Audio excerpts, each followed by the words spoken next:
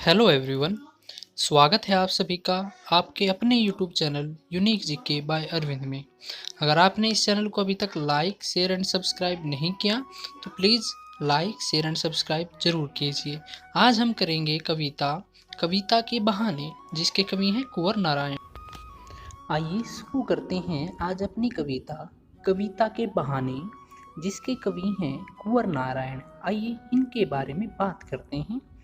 इनका जन्म 19 सितंबर सन 1927 में उत्तर प्रदेश में हुआ था। इनकी प्रमुख रचनाएं देखिए: चक्रव्यूह, परिवेश, हम तुम, अपने सामने, कोई दूसरा नहीं, इन दिनों मतलब इनका एक काव्य संग्रह था, कविता थी। आत्मजयी प्रबंध काव्य, आकारों के आसपास, कहानी थी। आज और आज से पहले एक समीक्षा थी, और मेरे साक्षात्कार। देखिए इनको प्रमुख पुरस्कार भी मिले थे कहीं। देखिए साहित्य अकादमी पुरस्कार, कुमारन आशान पुरस्कार, व्यास सम्मान, प्रेमचंद पुरस्कार, लोहिया सम्मान, कबीर सम्मान और ज्ञानपीठ पुरस्कार। आगे देखिए अब कविता शुरू करते हैं, जिसका शीर्षक है कविता के बहाने। देखिए कविता एक उड़ान है चिड़िया के बहाने, कविता की उड़ान भला चिड़िया क्या जाने। देखिए इसमें कवि कुंवर नारायण जी कहते हैं कि कविता एक उड़ान है चिड़िया के बहाने। कहते हैं कि कविता एक उड़ान है, वह किसी चिड़िया की उड़ान के बहाने व्यक्त तो की जाती है। अर्थात मतलब चिड़िया की उड़ान का एक उदाहरण तो लिया जा सकता है, परंतु जो कविता के अंदर जो निहित भाव होते हैं, उनके जो गुण होते हैं और उसकी जो व्यापकता उसके अंदर होती है, वह भला चिड़िया की सीमित उड़ान में कैसे संभव हो सकती है। अर्थात कवि कहता है कि चिड़िया की जो उड़ान है वो तो सीमित होती है, वो कहाँ तक उड़ सकती है, वो तो एक घर से दूसरे घर तक, उसकी उड़ान की एक सीमा है। परंतु कविता की उड़ान भला चिड़िया क्या जाने। कहता है कि कविता की जो उड़ान है, अर्थात कविता की जो ऊंचाई है, जो उसके भाव है, उसकी कोई सीमा नहीं है। अब देखिए बाहर भीतर इस घर उस घर, कविता के पंख लगा उड़ने के माने चिड़िया क्या जाने। देखिए कवि क्या कहता है कि चिड़िया तो एक घर से दूसरे घर, ठीक है, बाहर और अंदर ही उड़ान भरती है। अर्थात चिड़िया की एक सीमित उड़ान है, यहाँ से वहाँ एक घर से दूसरे घर तक ही उड़ पाती है। कविता के पंख लगा उड़ने के माने चिड़िया क्या जाने। फिर देखिए कवि कहना क्या चाहता है। वो कहता है कि कवि के मन में जो उत्पन्न भाव है, जो कविता है, उसकी कोई सीमा नहीं है, उसके उड़ने की या उसकी ऊंचाई की कोई सीमा नहीं है। उसके जो विचार हैं वे तो अनंत ऊंचाई तक उड़ान भर सकते हैं।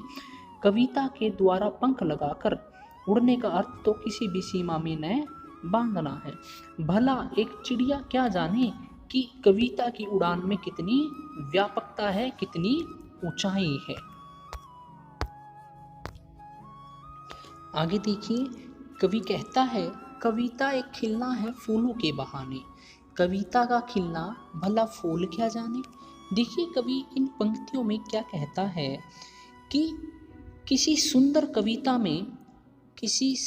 कविता में फूलों के खिलने का वर्णन किया जा सकता है। अर्थात हम कविता के अंदर फूलों के खिलने का वर्णन कर सकते हैं और उनकी सुंदरता का भी वर्णन कर सकते हैं, परंतु वास्तव में कविता की जो सुंदरता है, भला खिलता हुआ फूल क्या समझेगा। कविता की सुंदरता को फूलों का खिलना नहीं समझ सकता।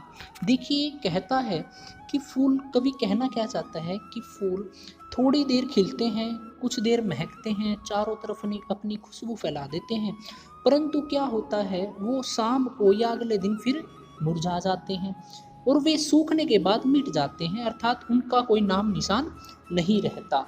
परंतु कवि कहता है कि जो कविता है उसके मधुर भाव, उसकी जो कविता है उसके मधुर भाव कभी नहीं मुरझाते। वे मधुर भाव अर्थात कविता के जो भाव हैं वे बाहर भीतर इस घर उस घर चारों तरफ फैल जाते हैं। उसकी कोई सीमा नहीं है। वे सभी के हृदय में जीने की चाह उत्पन्न कर देते हैं। फिर कवि कहता है बिना मुरझाए महकने के माने फूल क्या जाने, कि बिना मुरझाए महकना फूल क्या जाने ये तो कविता ही कर सकती है। फूलों की महक और सुंदरता की तुलना किसी भी प्रकार से कविता से नहीं की जा सकती, क्योंकि फूल तो एक दिन मुरझा जाएगा और झड़ जाएगा, परंतु जो कविता है जो काव्य है वो हमेशा के लिए अमर है। आगे देखिए, कविता एक खेल है बच्चों के बहाने बाहर भीतर यह घर वह घर। देखिए कवि इन पंक्तियों में क्या कहता है कि कविता को किसी बहाने की आवश्यकता नहीं होती, वह तो बच्चों के खेल की तरह है। ठीक है, कवि कहता है वह तो बच्चों के खेल की तरह है, वे कहीं भी किसी भी तरह प्रकट हो सकती है, अर्थात वह बाहर भीतर उस घर इस घर कहीं भी आ जा सकती है। कहता है वह किसी बंधन में नहीं बंधती, वह बच्चों के खेल की तरह बेपरवाह है। वह बच्चे के खेल की तरह किसी एक स्थान से नहीं बंधी हुई, सब घर एक कर दे के माने, मतलब वो सभी घरों में बिल्कुल जा सकती है, सभी के हृदयों में समा सकती है, उसकी कोई अपनी सीमा नहीं है।